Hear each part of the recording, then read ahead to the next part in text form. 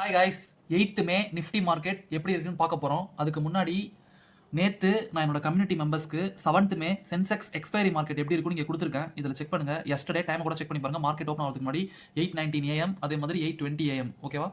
So அதே தான் இங்கேயும் இருக்கும். என்ன கொடுத்துருக்கன்றத பாருங்க.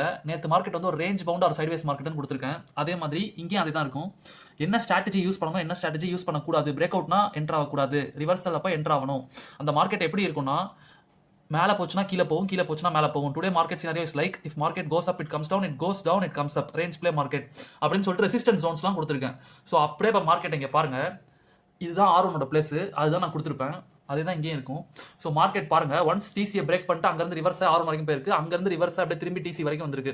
ஸோ மேலே போனால் கீழே, கீழே போனால் மேலே, அப்படியே நடந்திருக்கு பாருங்க. இதுதான் சிபிஆர் ஸ்ட்ராட்டஜியோட ஒரு அண்டர்ரேட்டட் கான்செப்ட். இந்த அண்டர்ரேட்டட் சிபிஆர் ஸ்ட்ராட்டஜி உங்களுக்கு தெரிஞ்சு அப்படின்னா எல்லா மார்க்கெட்டுக்குமே எப்படி நடக்க போகுதுன்றதை முன்னாடி நாளே நம்மளால கண்டுபிடிக்க முடியும்.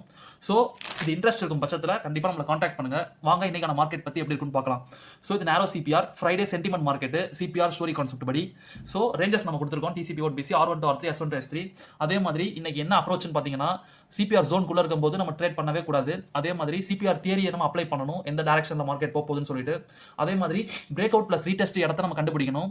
So important places for break out or reversal அப்படின்னு சொல்லிட்டு கொடுத்துருக்கேன். இந்த மாதிரி பிளேசஸ் எல்லாம் கொஞ்சம் க்ரூஷியலாக பார்த்துக்கோங்க. இந்த மாதிரி பிளேசஸ்ல பிரேக் அவுட் ஆகுதா இல்லை ரிவர்சல் ஆகுதான்னு சொல்லிட்டு அதையுமே கூர்மையாக ஒத்து கவனிங்க. அதே மாதிரி ஸ்ட்ராங் சீலிங் அண்ட் ஸ்ட்ராங் சப்போர்ட்னு கொடுத்துருக்கேன். அதே மாதிரி தக் ஆஃப் வார் ஜோன் சொல்லிட்டு இங்கே 2 ஜோனை கொடுத்துருக்கேன். இந்த ஜோனுக்குள்ள இருக்கும்போது மேபி தக் ஆஃப் வார் நடக்கும் மார்க்கெட்ல.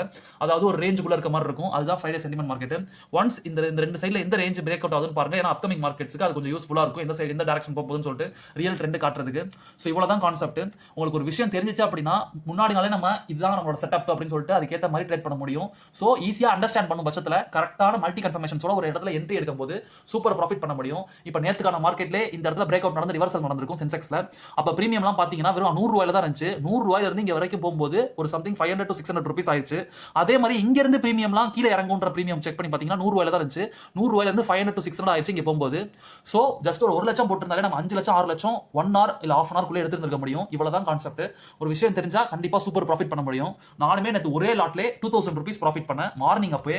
அதனால நான் வந்து சிஸ்டம் க்ளோஸ் பண்ணிட்டு அப்பவே மூடிட்டு போயிட்டேன். ஸோ அதுதான் இங்கே ப்ரூஃபாக நான் போட்டிருப்பேன். ஸோ 1 லாட்லேயே நான் வந்து 2000 rupees ப்ராஃபிட் பண்ணிருக்கேன்னு சொல்லிட்டு. ஸோ இவ்வளோதான் கான்செப்ட். So thank you guys.